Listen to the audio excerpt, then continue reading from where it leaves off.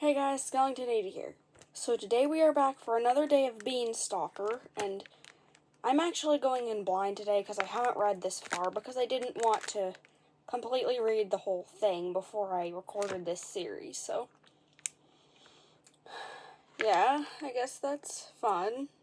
And today I'm gonna actually remember to read the poem beforehand, which is how it's meant to be read. I'm sorry, I forgot to read it yesterday.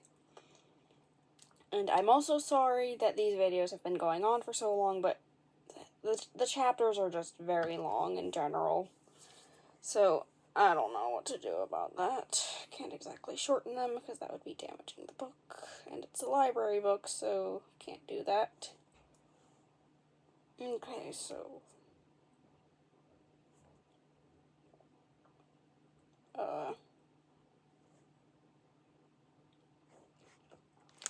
without further ado, let's begin. Meanwhile, in the village, peas porridge hot, peas porridge cold, peas porridge in the pot 9 days old. Some like it hot, some like it cold, some like it from the pot 9 days old. Even if it's hot, even if it's cold, never eat it from the pot 9 days old. Peas porridge buried, peas porridge cold, from the grave crawls something 0 days old. Okay. Here we've got Chapter 3, Little Dead Riding Hood. I know, very original title, but hey, it might be very good. We don't know.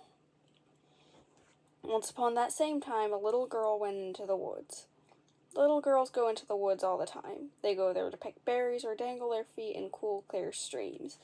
They go there to play hide and seek, though they can't say who they are hiding from or what they are seeking. They go there to make a burrow for themselves and find special hidden places where they think they could maybe live forever. Little girls go into the woods because the woods are wild places, and little girls are told they must never be wild. Hang on, my mouth is dry. I'm gonna take a drink before we continue.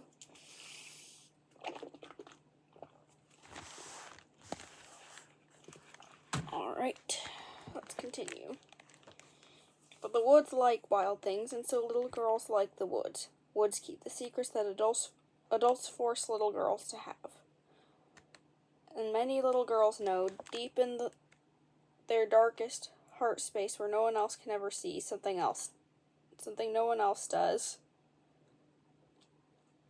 There are actually monsters. Or they are actually monsters. There's nothing wrong with that, but it can be hard to be a monster when everyone tells you that you are the opposite. All the monster parts of you, the anger, the wildness, the hunger for more, are the parts you have to keep hidden. And so little girls go into the woods. Sometimes they leave their little heart monsters behind in their burrows in the woods, and come out again to grow up and be exactly what they are told they are. Sometimes they are consumed by their little heart monsters and never really come out of the woods again. People cluck their tongues and whisper about the tragedy, but they don't really mind because there are enough nice, quiet, proper little girls to comfort them. Oh, excuse me. Sorry. But sometimes a little girl goes into the woods with a secret heart monster, and she comes back out a monster with a secret little girl heart. I think those are the best kind, don't you? And at this particular time, in this particular forest, the little girl going into the woods wore a long red cloak. It fastened with a ribbon bow around her neck, and had a hood that went up over her hair and draped her face in deep shadows. She loved that hood. It made her feel mysterious. Peering out through it at the world, she pretended she carried secrets in her basket. What she actually carried was far more boring than secrets. Some bread, some cold chicken, a bit of cake, a cork-topped glass bottle of lemonade, and some porridge from the stupid castle. Oh no. Oh no. If you know about the porridge from yesterday, you know that is definitely a bad thing. Well, not so much bad as disgusting, but you get the gist if you've watched yesterday's video. Surely a castle could send better food than porridge. Now, Jill, take it straight to your grandmother, her mother had sternly cautioned. Stay on the path and no dilly-dallying about. You are still in a lot of trouble for what you did to Jack, young lady. The little girl pulled her cloak down lower over her face. Jack hadn't gotten in trouble for kicking her out of her own bed and making her sleep on the floor. Jack had never gotten in trouble for climbing on things or shouting or knocking all the heads off the flowers with a stick. Jack never got in trouble for bragging or spitting or pushing. She was not one bit sorry for pushing him into the well, and that was part of why she was being punished so much. You and I know that parents want to see that you feel bad for what you did. If she could have worked up some remorseful tears or written a flowery apology letter, she probably would have been off the hook. But she just couldn't do it. He was always in trouble anyway for something ridiculous, like talking too loud or eating too much or laughing too brightly. Even her face got her in trouble for looking too smart, too mean, or too sullen. She liked being too. She didn't want to stop. Her stomach growled. She growled back at it, and then the woods growled too. Startled, she stopped. The path stretched ahead of her. It was clear and precise, bordered by a heavy wall of trees on both sides. The branches crowded overhead, clawing at the sky over the path. The trees seemed to hint that they would love to grab the path and drag it away, and the little girl thought she'd like the woods better with no path. The girl looked to her right. The gloom of the forest hung heavy and green, impenetrable after a few feet. But over to the left, past snaking roots and between massive trunks, the sun broke through to illuminate a small clearing with flowers. A large flat rock was in the center. Nature had prepared for a picnic. "Don't ever leave the path," her mother cautioned in her memory. "It's too dangerous." But the little girl liked to. She clambered over the roots, tugging her cloak free when it snagged on a branch. She could still see the path from the clearing. She was still safe, or so she thought. She seated herself on the flat rock, then took out her grandmother's food and examined it. The cake couldn't be eaten without leaving evidence. She had no fork, and oh, hi, Coco. Coco's here, everyone. Say hi to Coco. Okay, let's continue. Hi, Coco. There he is. This thing just got a whole lot more spoopy. Oh, yes, it did. Oh, yes, it did. Coco's here now. What a good kitty. Okay, let's continue for real now. Same with the chicken. It was so neatly sliced that even tearing a piece off would be obvious. The bread was a whole loaf, which would really give away her crime. She was really very angry with her mother. But the porridge... She didn't have a spoon. The porridge was a big glop in a bowl with a cover on it. She stuck her finger in experimentally. When she pulled it out, the porridge settled back in to fill it. "Oh dear. Please don't, little girl." She smiled, took a... Oh, sorry, Coco knocked over the camera. Silly kitty. What a silly kitty. Okay. She smiled, took a huge handful, and shoved it in her mouth. "I feel a bit sick, don't you? I wish she knew what was in the porridge. I wish she knew that we knew..." Hang on, I'm getting tripped up. I'm so sorry. Coco, please don't chew on my headphones. "I wish she knew what we knew about that porridge. It was..." Coco, dude! I'm sorry, Coco's being a very silly boy today. Okay. It was not good. Really not good. So much worse than not good. Poor thing. Coco, dude. She gagged. But she had eaten it so fast she accidentally swallowed some. She thought it must have gone bad, which would explain why the castle had given it out for free. Angry that her rebellious picnic had been ruined, she slammed the lid back on the bowl. She couldn't even open up the lemonade to try and get the taste out of her mouth, so she was understandably quite annoyed when a wolf stepped into the clearing with a growling sneer. "What do you want?" she snapped. The wolf was taken aback. He was not used to that sort of greeting. "Ugh!" he got a lot. "Oh no!" was quite common. "Watch out for the was one of his favorites. But "what do you want?" was not something he had a ready answer. "That isn't how a little girl says hello. Now is it?" the wolf asked in his friendliest voice. It was about as friendly as a chainsaw, but he did try. Well, I'm a little girl, and it's how I say hello. I guess it is exactly how a little girl says hello. She crossed her arms and glared at the wolf. He was long and lean, with a great bushy tail and large yellow eyes. He laughed. It sounded like the garbage disposal catching on a spoon. When he finished laughing, he licked his big, sharp teeth. They were nearly as yellow as his eyes. I suppose you are right. What's your name? Coco, don't play with my headphones, please. I'm sorry, Coco's very mischievous today. Whenever the camera goes black, it's because he's nuzzling it. He's just a silly boy. Okay. The little girl did not want to tell him, because she didn't even particularly like her name. The only thing her mother had given her that she liked was her cloak, so she said, "My name is Red Riding Hood." The wolf laughed again. It was not meant to be a joke, and Red Riding Hood was indignant. Also, her stomach was beginning to hurt. Probably because she ate porridge containing urine. If you know, you know, I guess.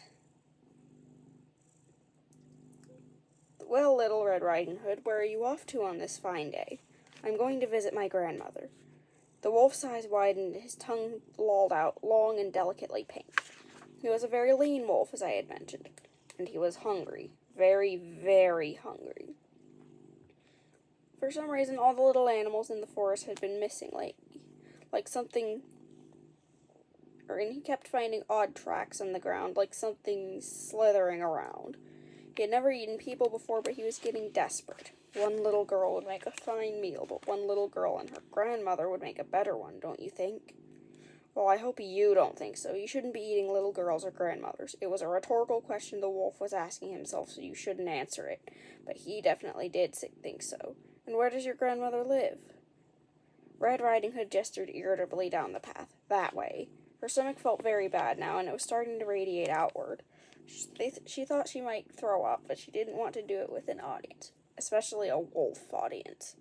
Listen, she said, annoyed and in pain. Are you going to eat me? Because I think I'm going to be sick, and I don't want to sit around chatting. She took out the glass lemonade bottle and smashed the bottom off against the rock. It left a jagged edge, and she held it between herself and the wolf's teeth. Her mother would have said that was too aggressive. The wolf considered it. He could almost certainly still win. He was a monster, after all, and she was just a little girl. Oh, there goes Coco's tail.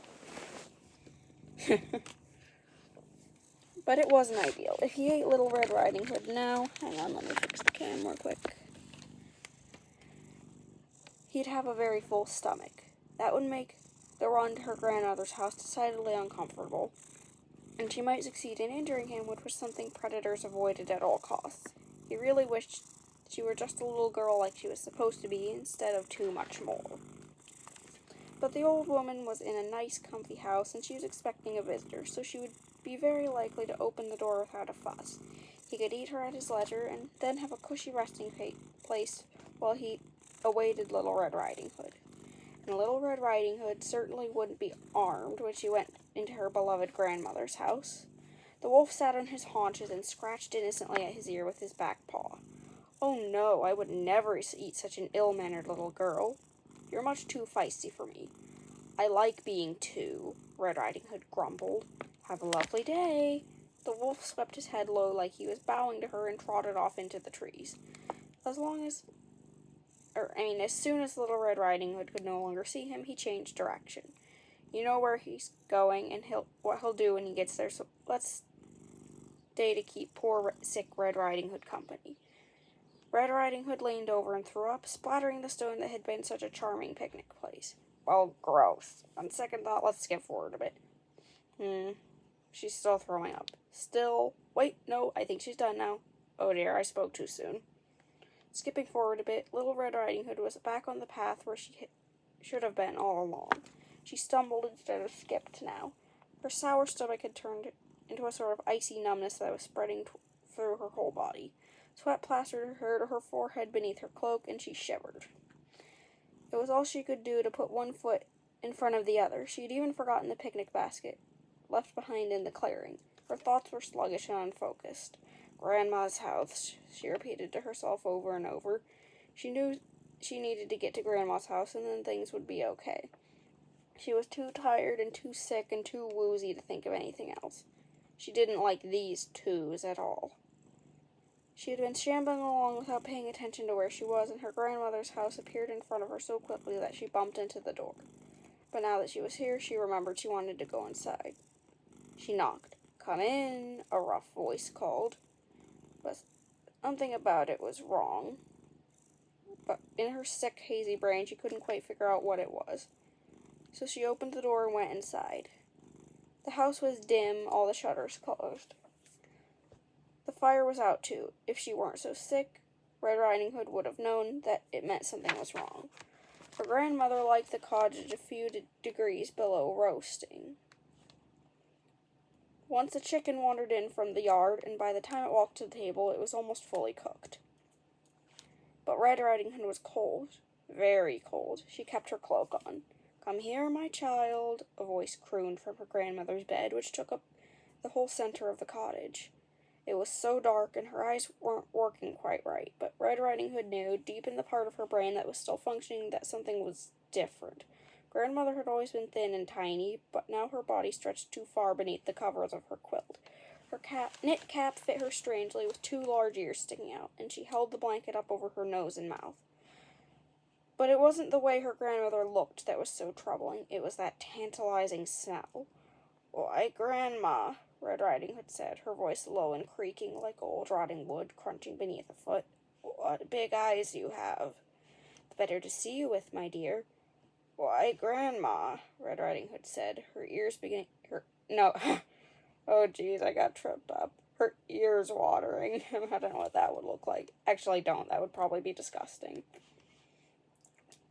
Her mouth beginning to water for some reason. "What big ears you have." She shuffled forward until she hit the edge of the bed. "The better to hear you with, my dear." Her grandmother let out that garbage disposal laugh, then covered it up by pretending to cough. Very soon the wolf knew Red Riding Hood would comment on his teeth, and then he'd get to be clever and well-fed. This was the best day of his life. "Why, Grandma," Red Riding Hood said, leaning much too close over the bed, "what delicious brains you have." "The better to..." "Wait, what?" The wolf sat up, dropping the blanket. "No, that's not what you're supposed to say. You're supposed to notice my teeth, and then I'm going to say, the better to eat you with. And then you'll scream that delightful little girl scream, and I'll gobble you up." "Gobble," Red Riding Hood said, a thin stream of drool escaping her mouth. "Yes, right. I'm going to eat you first, but first I'd like..." "Eat you," Red Riding Hood said. "Yes, I know you can... Can you stop repeating everything I say? It's getting annoying." "Eat you," Red Riding Hood said again. Her hood fell back, and a shiver went down the wolf's spine. He swallowed nervously. "My little girl, what red eyes you have." She said nothing. "My little girl, what gray skin you have." Red Riding Hood said nothing. "My little girl, what sharp nails you have." Red Riding Hood said nothing. "My little girl, what strong teeth you have." "The better to eat you with, my dear," as we turn away from that horrific scene of gore and gorging that followed. But you could still hear a wolfish scream cut short, bones crunch, and finally the particular squelching sound a brain makes when it is being eaten. The front door burst open. A tall, strong woodsman stood, framed in the light, with an axe at his side. "I'm here to save you," he shouted. He rushed to the bedside and grabbed Little Red Riding Hood. Bad idea. That does not need to be said, but that's a horrible idea. Carrying her out of the house and setting her on the ground. "You shouldn't be in the woods. Little girls don't belong out here."